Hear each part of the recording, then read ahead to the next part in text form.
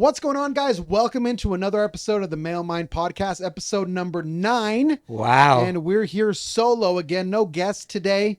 Just me and Louie. Just another OG episode, just like back in the day, which we started when, Ray? This is January? I feel like it was like 4 years ago. It feels like It's like just a couple of months ago. I think so. We have such a crazy life that it feels like it's been forever. Yeah. But guys, today I want to talk about, so I'll give you guys a little bit of context. I was having a conversation with a realtor who is brand new. So he's just barely getting into the game. He's like 19, 20, I think. When was this? This was like a week and a half ago.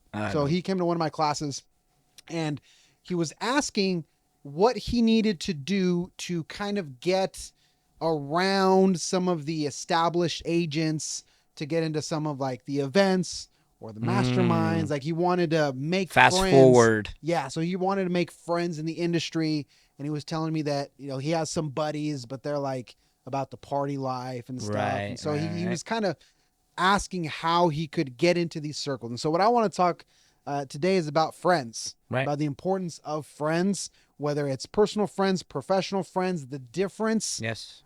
Because for me, that has been huge. I mean, I've been blessed to be around good people Right. like yourself and others that Uh-huh.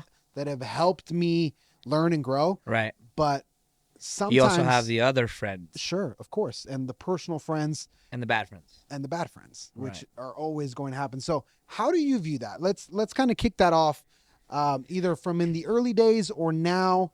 How did you go about making friends in the industry that could help you move forward? For me, obviously finding a mentor really helped. And my mentor was already in the fitness industry on its own. And what's crazy to me, though, is I lost a lot of friends when I got into the fitness industry. Why? My lifestyle changed, my schedule changed, my eating habits changed. I couldn't party anymore. I couldn't go out to the hookah bar. There was a hookah bar here in Salt Lake years ago, a decade ago. And I had to change all of that. But I wanted to change all of that because I told myself if I want to become a millionaire, I can't hang out with my friends that are doing nothing in their life. They have no idea what they're doing. They have no goals. They have no vision. And it's funny, this morning, did you read my quote? I did not. I said, a man without a vision is blind. And that's how I felt for so long. I knew what I wanted to do. I had an idea, but I was blinded because I wasn't around good people to show me the ropes of what I really wanted to do. Right? So after I finished school, it was more of like, okay, where do I go now? Right? And that goes back to finding my purpose and my passion. But I had to be around the people that were already doing what I wanted to do. Right. To make sure that I understood what it felt like. And I love this quote. It's not a quote. I read it through Jay Shetty. He said, if you want to be around millionaires, you will become one eventually, right? And again, it goes back to the same thing we always have said is you surround yourself with the people that you want to become. I truly believe that. Yeah, and so do I to some extent. To an extent. Here's where I want to get into that delineation of you want to get around successful people. Mhm. But when does it become this thing of you kind of start to shit on your other friends? You know what I mean? Because Right. it's and you said, and it's so common, and I totally get it. But here's where I kind of want to challenge the notion Right. of saying, oh, well, these people are doing nothing. Like these friends, they're doing nothing. I'm doing something different. So I shouldn't talk to them or hang out with them anymore because I need to find higher quality people. I feel that to be a dangerous that's premise. a dangerous road. Because I've seen it a lot to where all of a sudden now you just think you're better than everybody else. Yeah. But at the same time, it is real that if you want to learn certain skills, it helps to get into the room. I think it's how well you know your friends and how close you are to your friends. And I've learned to be good at detaching myself. Detachment has been a thing that I've been trying to like actually do for myself the last couple of years. Because in my industry, I get really close to clients, right? We're friends. I see them every week. Mostly my athletes because I spend a lot more time with them, and they become my friends. You know, they become close. And at the beginning of my business and my career, I had a hard time letting go of like why they're not my client anymore. They left me. I had a really hard time doing that. And I think for me, it was a factor of, you know what, it's okay. I've done my duty as a friend and as a coach. I can let them go, you know. And the fine line is being able to explain to your friends the reasoning why you're being distant and the reasoning why you need to grow. It all goes back to communication. If you want to pursue something new and your friends are in the exact same level, let's just say a level, speak to them. Hey, Tony, listen, I want to go build homes for a living, and I want to go do that for the next couple months. And I, I, I appreciate our friendship, but I think that this is for me.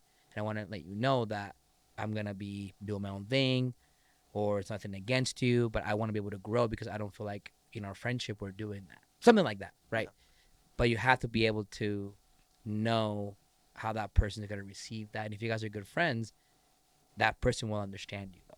That's the problem. And I think that it comes down to maturing. Like, these relationships have to mature. Yeah. I can be your friend and not see you every day. 100%. I can be your friend and not see you every month. Mm-hmm. But as soon as I do, it's like it was just yesterday. 100%. You know what I mean? And so I think that when relationships start to mature, it's okay to not go hang out with them every single weekend. 100%. But sometimes it's hard to get there because people have different expectations for what the relationship what a friendship should be. Look like. Yeah. And so for some, it might be like, well, if you're my friend, you're going to go to the bar, or you're going to come drink, or you're going to come play video games all day, or you're going to get online. But I think that what you said is key, to just have those conversations, right? And some people don't want to have that. Now, the difference, though, us growing up in our generation was completely different friendships, how they are now. And I've seen this. A lot of relationships right now in our era are all transactional. Mm. And you just said it. Me and you can go days, weeks without talking, and I'd see you the next day and be completely fine. Because we have the mature level of experience, thinking, logic, that I don't need Tony to be on me every single day and text him every single day to feel his friendship around me. You know? And obviously, I have a lot of friends to this day that, you know, one of my best friends, he was my best man, Anthony Scalabrin. I see him once a month, twice a month. We don't text all the time. When we want to hang out, I go see the kids. They have two kids. I hang out with his wife, and we hang out with them at their house, or they come over, and it's all like it never left. And we've been best friends since we were in 8th grade. That's a friendship. Yeah. But I also believe, Rach, you can reel this, that real friends are the ones who actually stayed and showed up. It's not how long you've known them. And it's also people that want you to win. Yeah, support. And they show that. Mm-hmm. Because another underpinning to this is it can often happen that once you start to get a little bit of success, even a little bit, right? You start to make a little bit more money, or maybe like you get a little bit nicer car, or you moved to a little bit nicer neighbor. Like you start to achieve some of these goals, then envy comes in. Yes. And I've had a lot of that. And I can say this right now, and again, I don't care if he listens to this or not, but my old business partner, to this day, he still shuts on my name. I literally got a message last week. Cash showed me, it was an old client. My name is still on his mouth, ideally. When I thought we were best friends, you know, maybe I wasn't the right friend for him. Maybe I wasn't, you know, the best mentor at the time. I was going through a lot years ago.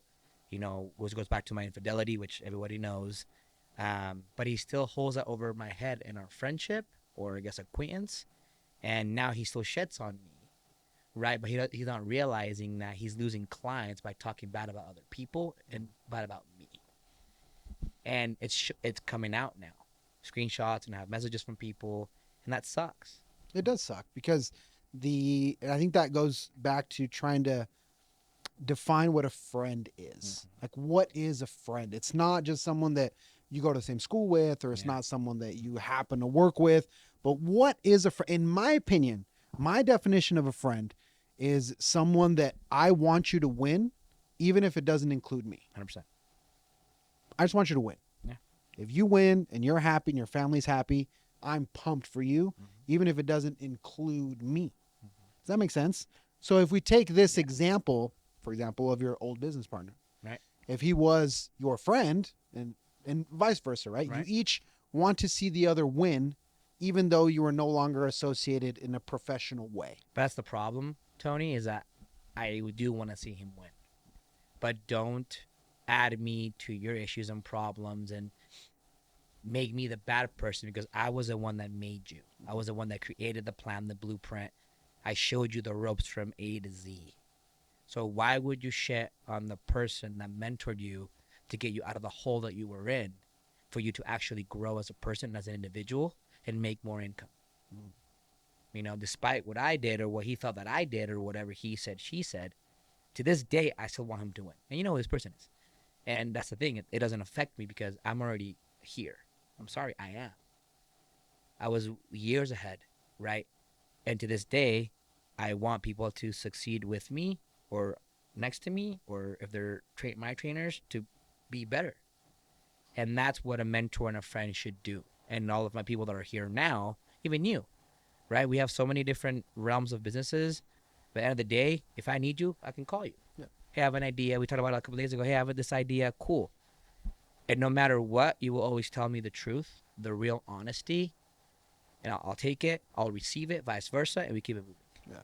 And that's a great example of when it's not reciprocal. Yeah. Because you feel a certain type of way, he feels a certain type of way, and it doesn't always align. And that's fine. But using that specific example, because you brought it up, how do you avoid falling into the game? Right. If there's somebody that is talking bad about you, how do you avoid then keeping it going? How have you done that where you can distance yourself from the situation, not fall into the same? Right. Because you could easily do so, right? If someone's trashing on you, the natural inclination might be to trash back. And now you're going back and forth. Yeah. How do you separate yourself from that? And that's the problem. I've learned to just stay silent. One is I know my value. I know my worth. I know what I do on a daily basis to help other people and how I shine. And I'm sorry, no one's ever going to dim my light.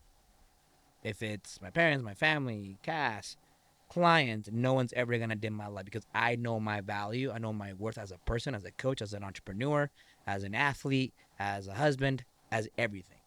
So me hearing those things, and it comes down to people's perspective of you is how they feel about themselves. So you have enough confidence and self-esteem at this point to not feel the need to set the record straight, no, for example. Because I'm not done with the problem. I'm not done with the issue. The issue is coming from him. And that's a problem. He's told other people, I'm not ready to speak to Lou or to Cass, whatever. Yeah. That's on him. Yeah. I've been ready. My doors are wide open. Yeah. But this has been 4 years. Yeah. So in 4 years, you're still having our name in your mouth for what? Because your clients that you have are actually speaking to our clients, and they're leaving you because you're putting down other people. I'm sorry, but if you talk shit on one person, you're talking shit on everybody else. And that is a truth known fact. Yeah. And kind of segueing to what we said earlier of a true friend just wants you to win, even if it doesn't include you. 100%.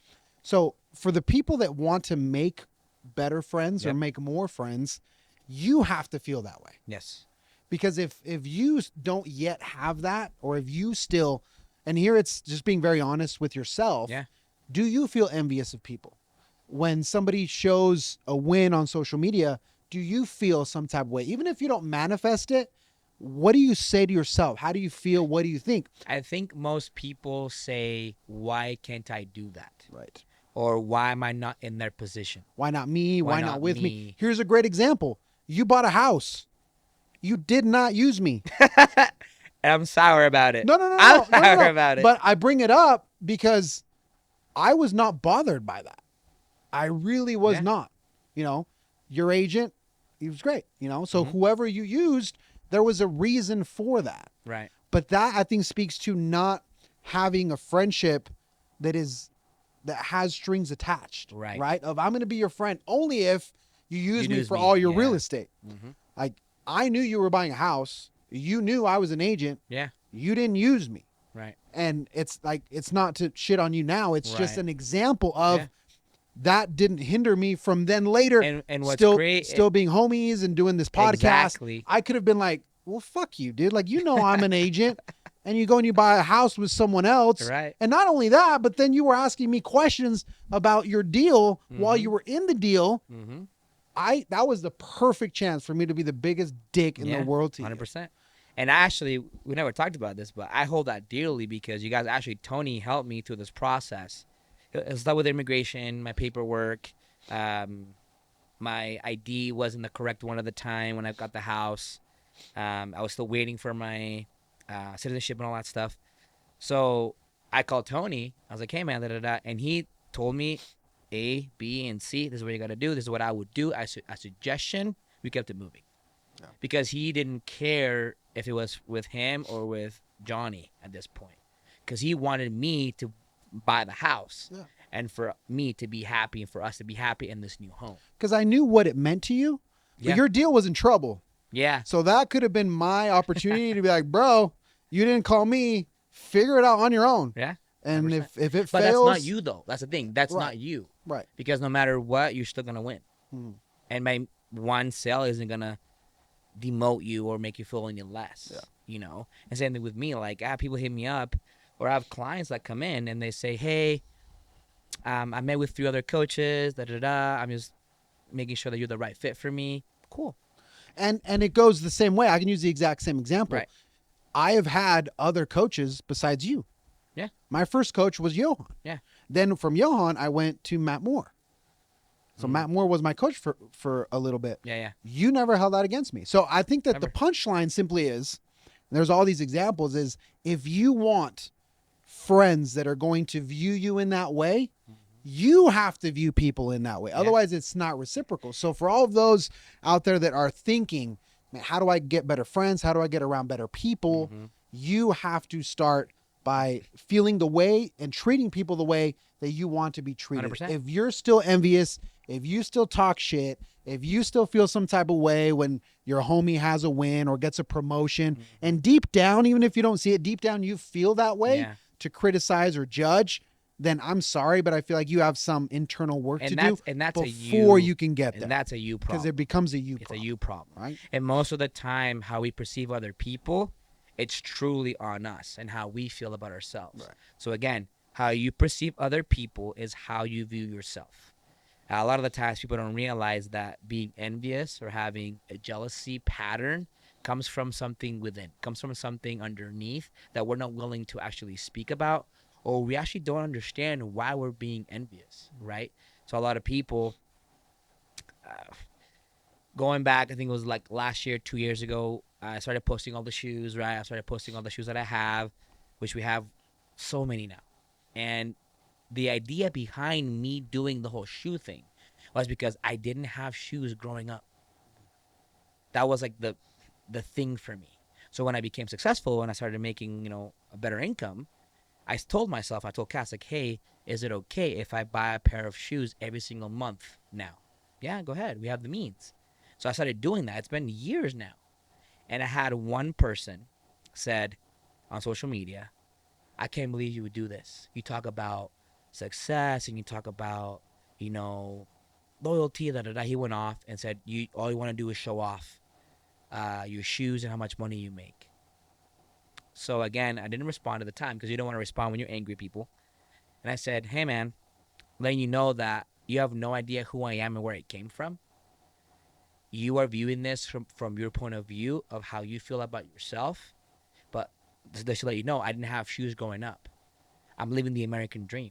All of that I've done came solely from my work ethic and what I have done and the work I've put for myself and, transform. And I'm able to actually buy shoes every month because if I didn't, I wouldn't know how to tell myself, hey, I made it. But he didn't know the backstory and for why. You, that's your symbol. You use it as a symbol for your own success. But that's the punchline, right? Yeah. He felt some type of way when he saw your posts, he saw your stories. So we have to be very honest with ourselves. How do we feel when we see others win? Yeah. How do you? Just be honest. When was the last time a buddy of yours shared a win? Either they told you, and that win did not include you. It did not include you. And maybe it put them above you in income or whatever, however you want to call it. They have a better car than you. They started a new business and you haven't been able to start yours, whatever it was. Somebody shared a win with you. How did that make you feel? If it made you feel genuinely happy for that person, then good. Yeah. You're on your way. Yeah. But if deep down you're like, fuck, then that's where I think you need to look internally a little bit. Yeah. And learn to just be happy for people. Now, we'll turn the page and go to, you mentioned it earlier, which is what everybody says, that you are the top 5 people that you hang out with. 100%. Here's what I found. If there's a group of millionaires and you are not a millionaire, you're just getting started. Right.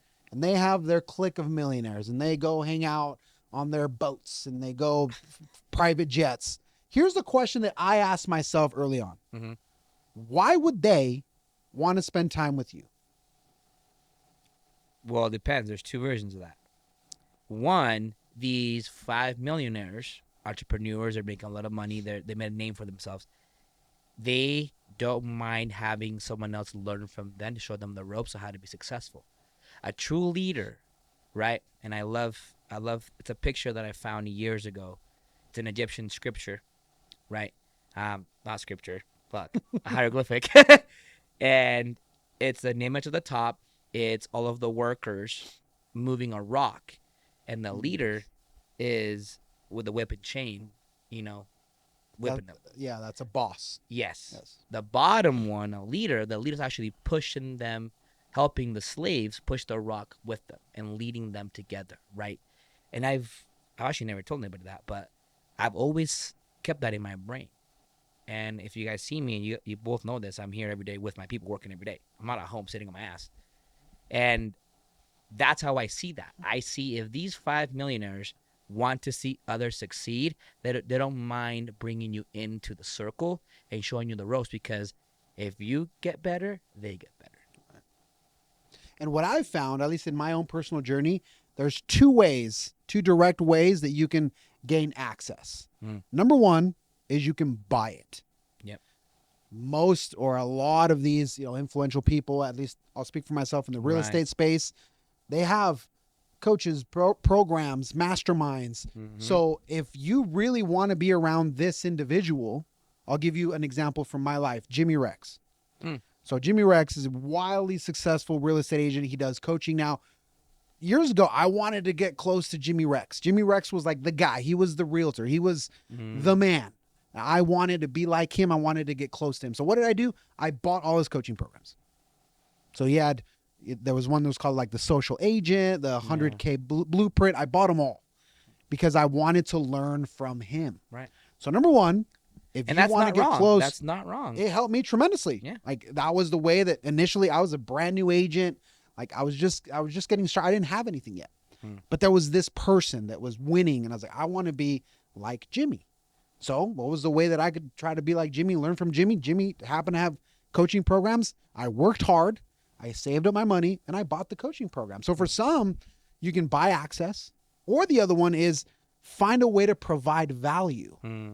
Find a way to provide so much value that now you have something to give, something to offer. And it doesn't mean that the relationships are transactional. Right. It just means that now there is something there.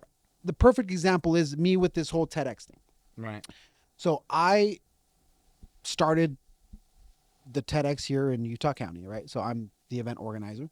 All of a sudden, guess who wants to be my best friend? All the speakers. Yeah. All the speakers want to be on TEDx. And see, that's the problem. They see that as a way in. Right. But for me personally, if I say, man, how can I get close to a Sean Whalen? How can I get close to whoever it is? Right. Name whoever it is, a Spring Benston or whoever. Now I have a reason to reach out to someone. Right. Right. I was, exchanging info with Manti Te'o. Yeah. Because of TEDx. So I did something. I took an action, become an event organizer for TEDx. Okay. Which I do opens all up your that. doors. Do for all more the work. People. Do the event. Do all of this so that now I can approach some of these individuals that maybe before they wouldn't have even answered my DM. Good point. So those are the 2 ways that for me personally, Right. you can buy access or you can try to create value to where the individual will pay attention to you.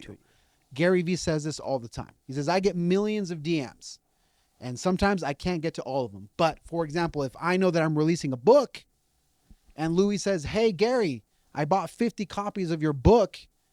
Now you have his attention.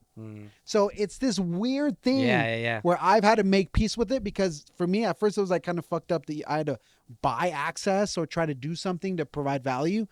But that's just the way it works.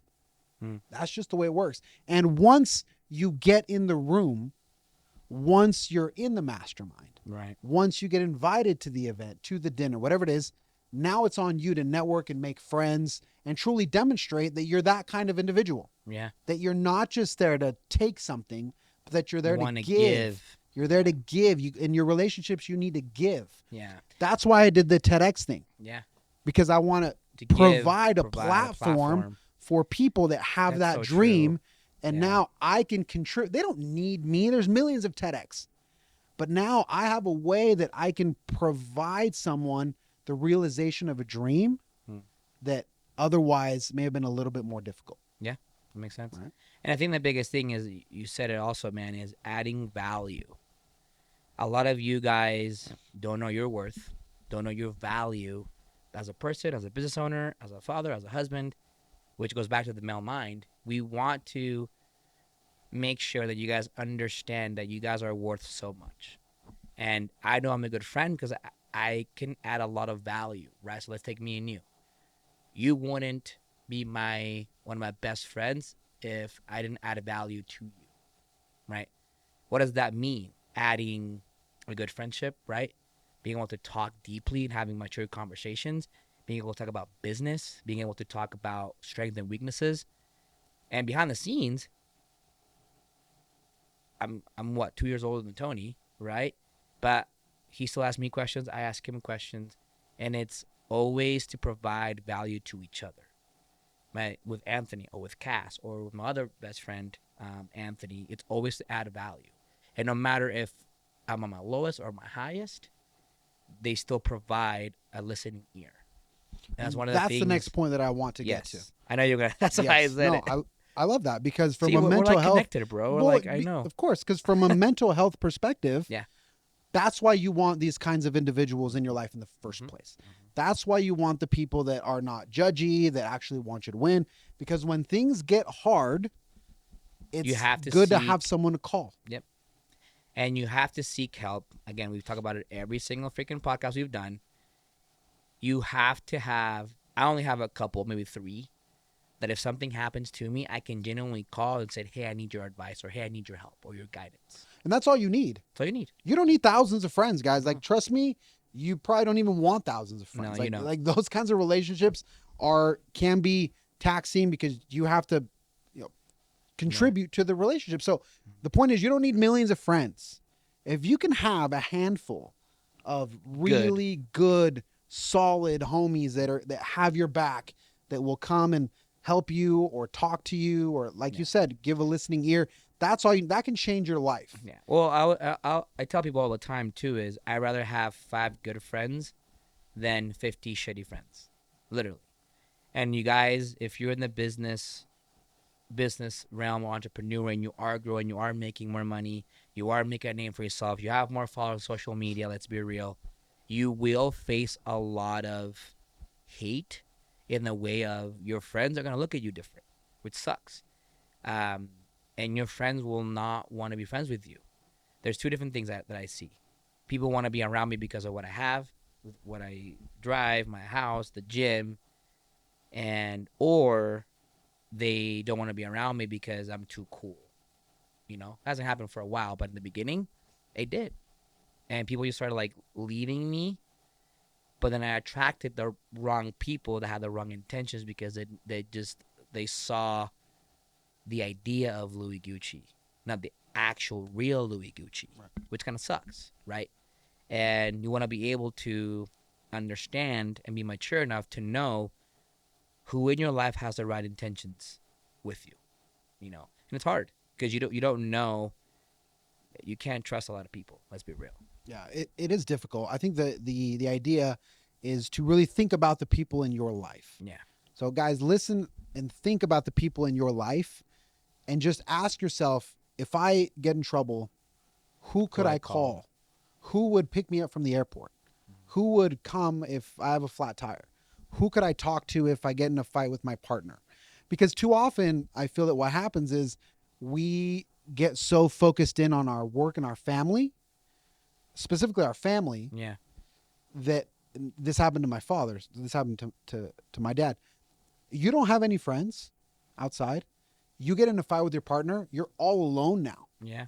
You have no one to talk to, nobody that can give you some advice. Because let's be real, sometimes we all need advice. Yeah. Sometimes you're going to be wrong.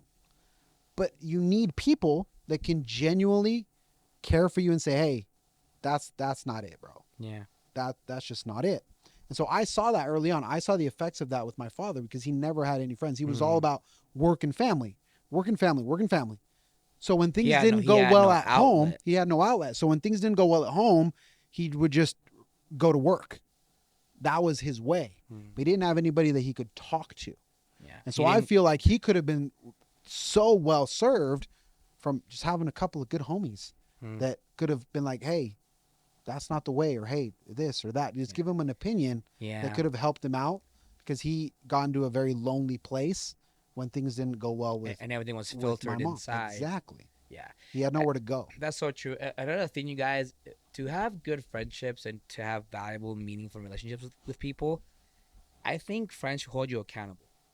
And I've faced this these last 2 years. Obviously, you know my story, but my true friends have been with me through thick and thin, and have always held me accountable for my wrongs and my doings. Hey, Lou, and they don't see me any different. They don't judge me for making mistakes or me back to them, because I know that if we were in different positions, I'd be like, hey, this is wrong. This is what I would do, and I'm gonna listen to you, but I'm also gonna tell you the real shit that you gotta hear. Those are the friends that you want. Your real friends will tell you to your face the shit that you're doing wrong. And they also will tell you, hey, I still love you, but here's my guidance, or here's my opinion on this matter. You can take it or leave it. Yeah. All your friends should be able to hold you accountable to that friendship and to make you a better person, to make you a better individual overall. Yeah. So, guys, just wrapping up the episode, think about that. Really think about the people in your life. Yeah. And start, just in a recap, start with your own feelings. How do you feel when you see others win? Once you solve that, then think about the 3, 4, 5, 6 people and invest more into those relationships. Yeah. Once you identify those core 4, or whatever, however you want to call them, invest more into those relationships. Yeah, I like that. Spend time with them. Get to know them at a deeper level. Like, those are the relationships that you want to invest in. Yeah. And there's always levels. Your core 4, and then there's going to be one level outside, and then the level outside. It's like a ring. Yeah, it's full but of it's rings. where do you put your time? Invest your time into your core 4. Yeah. Or if it's 6 or 8 or whatever. I like that. Because that's what's going to give you the highest returns. That's what's going to give you those quality friends that are going to help you when things go south. And I love that. But to add to that, make sure you're a good friend. Of course, that's where you got to start. You got to start with yourself first. What are your feelings? And the biggest thing for me, and I've been in like 8 weddings, like in a line, right? And out of all those weddings, I know that I'm a damn good friend. I show up for people. I'm listening. I'm there. I'm encouraging. I'm positive. That's why I've been able to be in these weddings for people. And that picture's going to be there forever, all right? Who was in your line? Oh, Lou, right? And that's the biggest thing, is you guys have to be able to provide the same thing back to your circle of friends. You can't be an idiot. You can't be a shithead. You can't be just doing wrong things and bad things, because people will leave you if you're not a good person overall. So start off with you being good with yourself, you being a good friend and a person, and having some maturity. I think friendships also come with maturity, and how you handle situations and how you talk to people, which goes back to everything we've talked about for the past 9 episodes. It's all about communication and how you come out to your friends and how you speak to your friends also. And I can sit here right now and tell you, me and Tuan have never had an argument as friends. It's always been, I'm here for you, you're here for me, ride or die. Even if you're different, Even if different. you disagree on stuff. And we're completely different. He's in the IT world with 2 kids. He's married, has a house in Sandy. I'm in Grantsville. Fitness is over here. But what's crazy is that when he needed me to lose weight, he reached out to me. We got it done. It was a respect factor of he's my best friend, but also my coach. Which changes the dynamic. Which changes the dynamic. And I tell people all the time, and obviously with my trainer, some of them are my athletes, there's a fine line between being a coach and then a friend. A mature person will be able to handle both. This is Coach Lou. This is my friend Lou. Completely different attributes, right? And that's something that I really had to deal with the last couple of years because I've lost people for that reason. Because if they're my friends and then I'm their coach, they don't know how to handle the dynamic, you know? So it's a fine line. And I always tell people, like, there's Lou and then there's Coach Lou, right? Because you can come to me different ways. Like, you've done it, right? This is what I need you to do. I'm holding you accountable to your food, your diet, your training. But I'm also going to be here for business and our friendship and our families when we hang out. That's a mature person that can handle both sectors of having a friend. Yeah, of course. So there you have it, guys. That's our opinion on how we've tried to build meaningful relationships, how we view our friendships. So take it for what it's worth. I've found tremendous value in that. I've called people when things go bad. Yeah. I've received calls when things go bad, and buddies will reach out and be like, "Hey, do you have a minute?" And we'll talk about it. And so if you don't feel that you have that in your life, I think there's tremendous value in actively seeking it. It's something that you have to build. You have to build these relationships. You have to invest into these relationships in the same way of your marriage or your relationship with your kids. You have to build friendships. They're not free. And I know that it sounds crazy because they require effort. They require effort, and they require you to keep your own ambitions and emotions and ego in check. Yes. So that when someone else wins without you, you can still genuinely be happy. And that's hard to do. But I love that. And one thing you guys also find places that you're going to find good people, right? You want to be in the fitness industry, go follow influencers, follow fitness people that are in your area or that you want to hang out with. It's funny because I just remembered that what you said. I had a message a couple months ago that said, "Hey Lou, you don't know me. I've been following you for a while. I would literally love to get the chance to hang out with you and meet you in person. I would really like to get to know you and be around what you do." I was like, that's awesome. There you go. That person, and it was Alex, after I talked to him, he came into the gym. He comes here now to the gym. It took him a couple months to actually send that message because he was so scared to reach out because he was afraid of rejection, right? Because he sees, oh, Louie Gucci, I'm just a normal motherfucker. I'm just another normal guy. And it was cool, though, because he seeked out to me to find a friendship and to find the gym and the access point, right? And now he has friends that are in here, in the gym. It took one message. So if you guys are wanting to be like someone or you follow someone that provides value and adds value to you, reach out. It takes one message. It takes one phone call, right? It takes one therapy session. And at the end, it's a win-win because it is a win-win. If you reach out and they don't respond, right? Maybe it's going to take a couple times. When they actually do, they're either going to be an asshole, which if they are an asshole, then that's not who you should be following anyway. 100%. So now you know. Or they're going to be super cool. Yeah. So I've been able to meet a bunch of people that I looked up to, from the Steve Cooks, a bunch of other folks. Why? Because I reached out. You reached out. I sent him a DM, and then all of a sudden, hey, Steve Cook, for example, fitness influencer, back in the day. And then all of a sudden, oh, he has a gym in St. George. Oh, he's opening a new gym. Oh, he's holding an event. Oh, we all went and we met Steve Cook, and he was dope, and he was awesome, and he was amazing. Yeah. Steve Cook, it's like, oh, holy shit, Steve Cook. From a DM. Yeah. And he's like, hey, bro, you're in Utah? I'm in Utah. Oh, hey, did you know my gym was in St. George? We're having this event. He sent me the link.